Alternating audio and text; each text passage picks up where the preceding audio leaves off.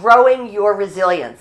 I love resilience. I love even thinking about it. Today we're going to talk about how to grow your resilience and think of resilience as a muscle. We're going to grow our resilience muscle, and it's easy because we've all been and we're continually going through change. I think that change and resilience are kind of married to each other. Through the talk today that I'm going through, I want you to begin to think about some of the things in your life that have happened to you that required you to change. Especially the ones that were challenging, maybe the change that you definitely resisted. When you think about it, in the very, very beginning of change, there is resistance and sadness, all kinds of emotion. But for me, in some of the bigger changes, as the years went on, the years I'm talking about, and I began to look at the results of that change and how the positive results have affected my life, I began to see that those years, through the change to the positive effects that it had, were all helping me grow my resilience. And that's what we're going to be talking about today, the ability to grow your resilience. Because resilience is the ability to recover from challenges and bounce back. They say quickly, but I believe that sometimes we bounce back and it takes us a little bit longer. So resilience is all about that ability to change and to bounce back. So my goal for you today is to provide you with strategies for building resilience during times of change. Because let's face it, right now, we are going through tremendous change, whether it's in our work life, whether it's on the stock market, with our finances, whether it's in our home life, whether it's our kids going off to school. Changes are happening all around us, from our personal life right into our work life.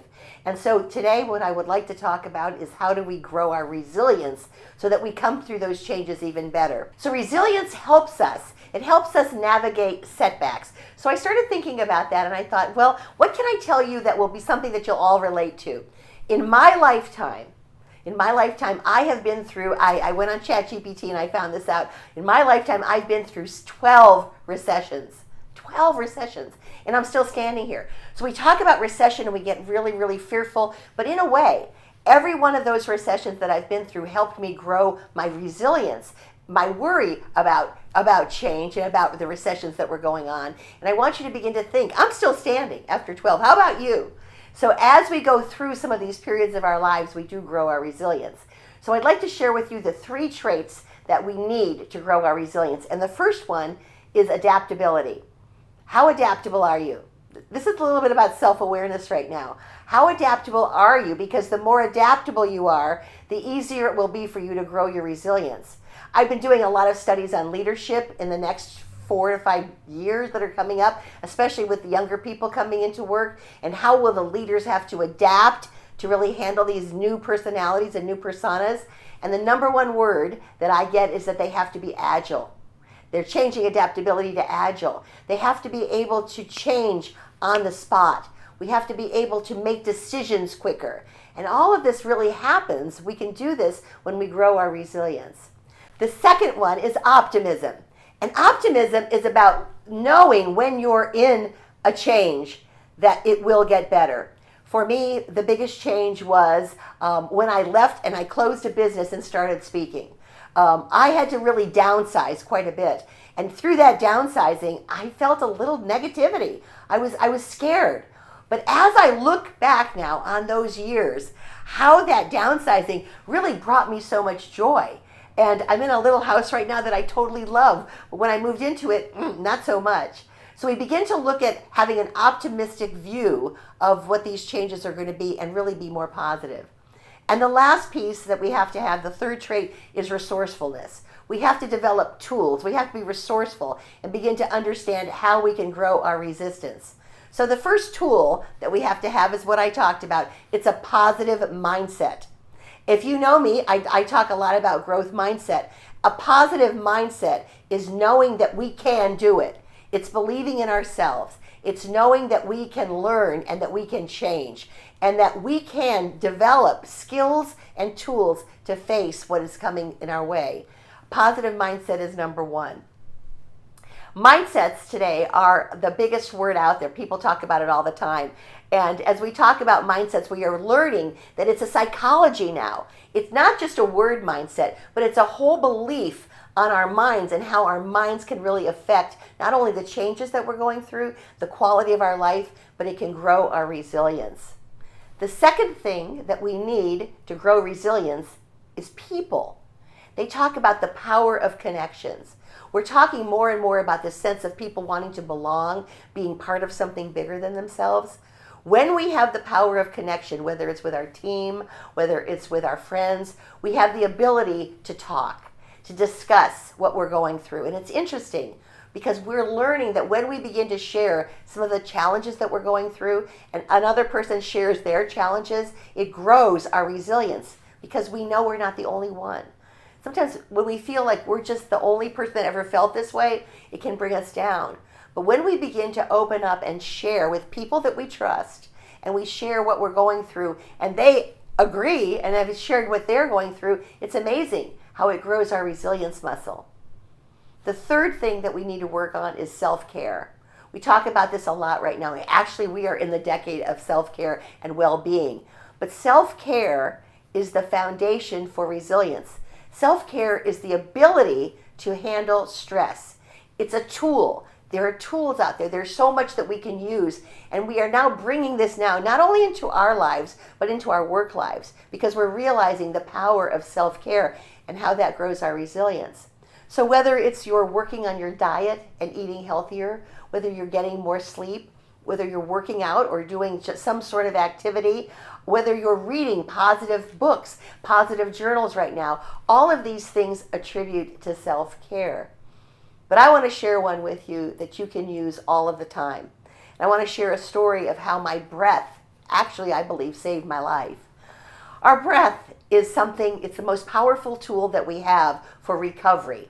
It's the most powerful tool that we have to restore our breath and to restore our feeling of well-being. We all have it. So the breath that I want to share with you today is called the 4-4-4. Breathe in for 4, hold it for 4, breathe out for 4. It's easy to remember. Let's all do it a little bit together. Breathe in.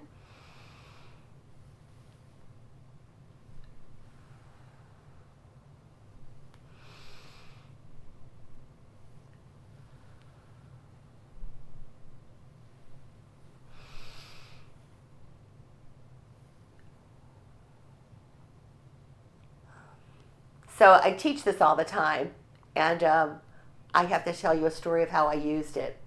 It's a pretty exciting story. It's also a little scary.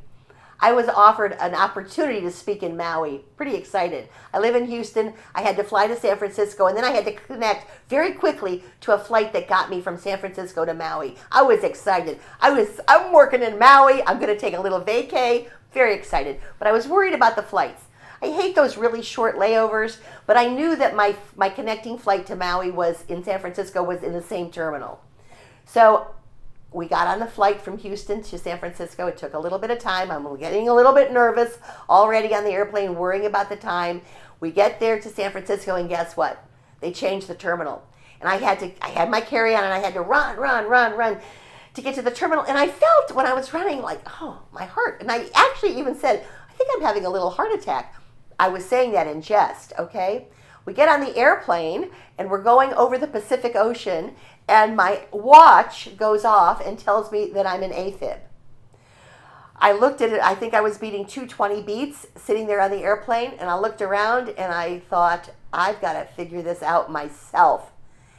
And I went into breathing. I went into the 4-4-4. And maybe I did it for 40 minutes. I don't know how long I did it, but guess what?